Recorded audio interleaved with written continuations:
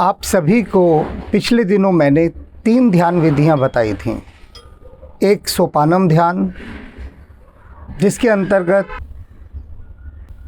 सीढ़ियों को साफ करना था, और दूसरी थी जल चिकित्सा ध्यान।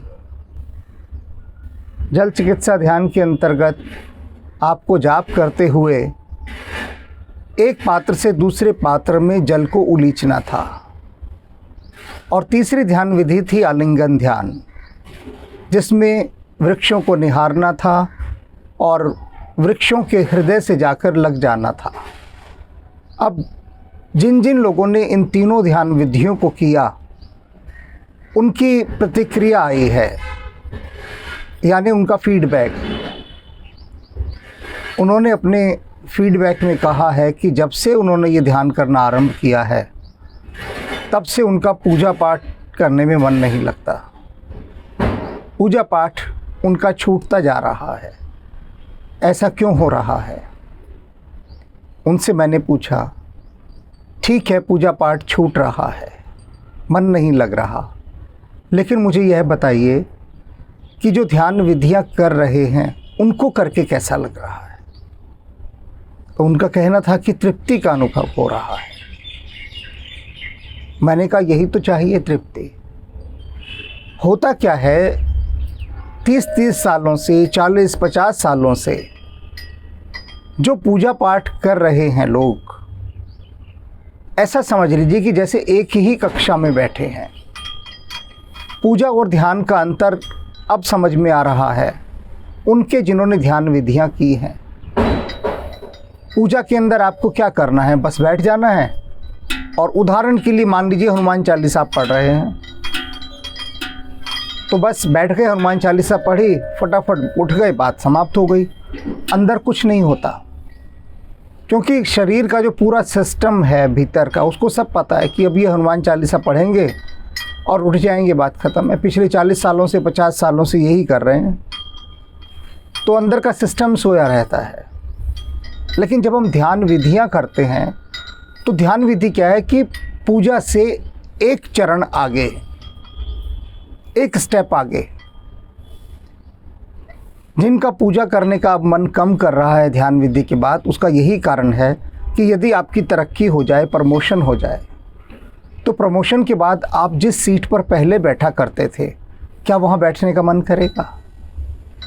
आप नई कक्षा में चले गए, आपका परीक्षा परिणाम आया, आप उत्तीर्ण हो गए, अगली कक्षा में गए, तो क्या पिछली कक्षा में जाने का आपका मन करता है? पिछली पुस्तकें पढ़ने का मन करता है? नहीं करता ना। लेकिन वे पिछली पुस्तकें आपके जीवन में घुल मिल जाती हैं, आगे भी काम आएगा सारा ज्ञान, लेकिन वहाँ जाने का मन नहीं करता। ठीक इसी प्रकार जैसे जैसे हम ध्यान की ओर बढ़ते हैं, ध्यान यात्रा की ओर बढ़ते हैं, वैसे वैसे ये जो प्रारंभिक पूजा पाठ थे, ये सब छूटते जाते हैं। ये व्यर्थ नहीं है। ये पूजा पाठ ऐसे ही हैं जैसे हम कायदा पढ़ें, अल्फ़ाबेट की बुक। अब आज क्या कोई आप पढ़ते हैं क ख ग घ कायदा लाकर, या A for apple, B for boy, इन किताबों को पढ़ते हैं लाकर? नहीं पढ़ते ना। तो ये सारी चीज़ें पूजा पाठ, ये अल्फ़ाबेट्स हैं जिनको आपने याद कर लिया। और इन अल्फ़ाबेट्स के बाद अब आप पुस्तकें पढ़ सकते हैं, खुद भी लिख सकते हैं। तो ध्यान विधियाँ इसलिए आवश्यक होती हैं कि ध्यान विधियों के माध्यम से जो ब्रह्मांडीय ऊर्जा होती है, अस्तित्व की जो ऊर्जा होती है, वो आपके शरीर को पुष्ट करने लगती है, पोषित करने लगती है, नरिश करती है आपकी बॉडी को और सोल को। तो ये जो नरिशमेंट है बॉडी और सोल का, ये ध्यान विधियों से होता है। और जो ध्यान विधियाँ मैंने बताई थी, वे सबसे सरलतम विधियाँ हैं, लेकिन करने में बहुत कठिन है। मुझे कहा, ये भी फीडबैक आया मेरे पास, लोगों ने कहा सच में आपकी ध्यान विधियाँ नहीं होती। एक ने कहा कि मेरे घर में सीढ़ियाँ नहीं है, तो मैं क्या करूँ? मैंने कहा, घर में सीढ़ियाँ नहीं है, क्यों नहीं है? उसने कहा, जी मैं फर्स्ट फ्लोर, ग्राउंड फ्लोर पर रहता हूँ। तो मैंने कहा, सोसाइटी में रहते हो? बोले हाँ। तो मैंने कहा सोसाइटी में स्टेयर्स तो हैं, वहाँ लगाओ। तो उन्होंने कहा जी वहाँ तो शर्म आती है, लोग क्या कहेंगे। तो यही है ना, अहंकार को तोड़ने की थी सोपानम ध्यान विधि। लेकिन उसने रास्ता निकाला। उसने कहा मेरे घर के पास एक हनुमान जी का मंदिर है, मैं वहाँ जाकर सीढ़ियों पर सफाई कर सकता हूँ क्या।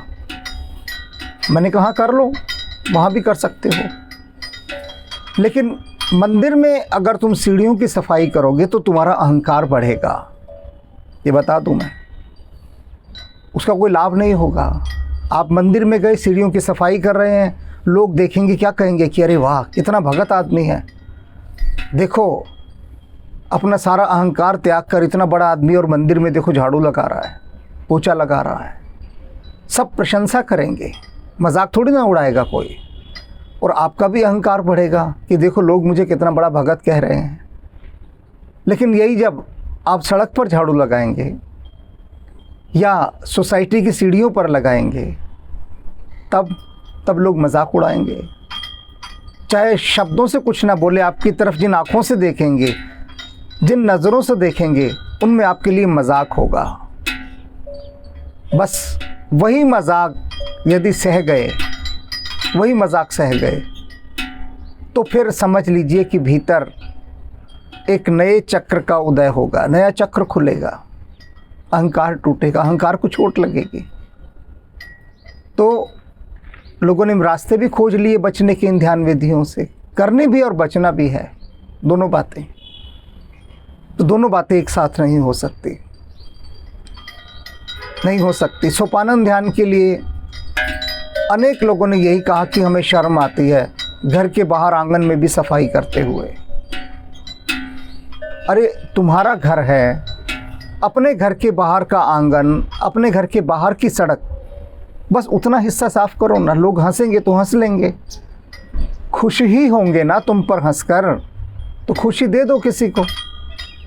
अपना मजाक बनवा कर अगर किसी को तुम खुशी दे सकते हो। जोकर और करता क्या है सर्कस का, क्या करता है, अपना मजाक उड़वाता है और लोगों को हंसाता है। तो उड़वा लो मजाक और देखो अहंकार कैसे मरता है। फिर अहंकार एकदम अधमरा हो जाएगा, एकदम अधमरा। और जल चिकित्सा ध्यान, इससे बहुत लाभ होना शुरू हो गया है लोगों को, बहुत लाभ। क्योंकि जल वास्तव में हर चीज़ को धो डालता है, हर चीज़ को। देखते हैं ना आप, हर गंदगी को धोने के लिए हम जल का इस्तेमाल करते हैं। गाड़ी की सर्विस होनी है तो जल का इस्तेमाल होना है, मकान की तराई होनी है तो जल चाहिए, घर का कूड़ा साफ़ करना है तो जल चाहिए, हर एक में जल चाहिए। तो जल प्रक्षालक है, यानी गंदगी को साफ़ करने वाला। और आलिंगन ध्यान, जिसमें कहीं पर भी जाकर वृक्ष के गले से लग जाना था। एक ने कहा कि मैं वृक्ष के गले से लगा तो लोग मुझे ऐसी नज़रों से देख रहे थे कि मुझे शर्म आ गई। मैंने उससे कहा कि मेरे भाई, तुम लोगों को क्यों देख रहे थे, तुम आंख बंद करके गले से लग जाते हुए वृक्ष के, तुम्हारी आंखें खुली क्यों थी। गले से तो लग गए तुम वृक्ष के, लेकिन देख दुनिया को रहे थे। तो वृक्ष भी सोच रहा था कि मुझे वो प्रेम का स्पर्श जो मिलना चाहिए वो तो मिल नहीं रहा इस आदमी से, तो तुम्हारे अंदर कुछ हुआ भी नहीं। फिर जब लग गए वृक्ष के गले, तब दुनिया को क्या देखना। तुम्हारी आंखें बंद है ना, दुनिया हंस रही है, तुमको क्या पता हंस रही है नहीं हंस रही, हंसती रहेगी, हंसा कर चली जाएगी अपने आप। तो छोड़ो, अच्छे कामों के लिए दुनिया से शर्माना छोड़ो कि लोग क्या कहेंगे। वो सुना है ना, कुछ तो लोग कहेंगे, लोगों का काम है कहना, छोड़ो बेकार की बातों में कहीं बीत ना जाए रहना। तो जाने दो लोगों को, तुम अपने ध्यान में मगन रहो, अपनी मस्ती में मगन रहो। शुभ कार्य करते समय ये कभी मत सोचो कि लोग क्या कहेंगे। उनका काम कहना है, उन्हें कहने दो, तुम अपना काम करो। तो वे लोग जो सोपानम ध्यान और आलिंगन ध्यान लोगों के डर के कारण नहीं कर पा रहे हैं कि समाज क्या कहेगा, उन्हें फिर से हिम्मत बटोरनी होगी। ये आज की चर्चा मैं इसीलिए कर रहा हूँ, उनको हिम्मत देने के लिए। हिम्मत करनी होगी, तभी तो छलांग लगेगी ध्यान की यात्रा में, तभी आगे निकलेंगे आप। क्योंकि ये तीनों ही ध्यान आपके शरीर की जो कोशिकाएं हैं, मन के जितने तंतु हैं, उन सबको शक्ति प्रदान करेंगे। और जैसे ही उनको शक्ति मिलेगी वो उड़ान पर निकलना चाहेंगे। आपकी पूजा पाठ इत्यादि सब नीचे रह जाएंगी, उनका अपमान नहीं होगा, सम्मान ही होगा। आपकी पूजा पाठ आपको गर्व से देखेगी कि देखो इसने प्रगति कर ली, अब ये ध्यानी हो गया, अब ध्यान की यात्रा पर चल रहा है। घोंसला कभी दुखी थोड़ी ना होता है अगर कोई पक्षी उसमें से उड़ जाता है, तो घोंसला तो प्रसन्न होता है कि अच्छा है, उड़ना सीख लिया इसने, कब से बैठा था मुझ में ही। तो आप उड़ान पर निकलिए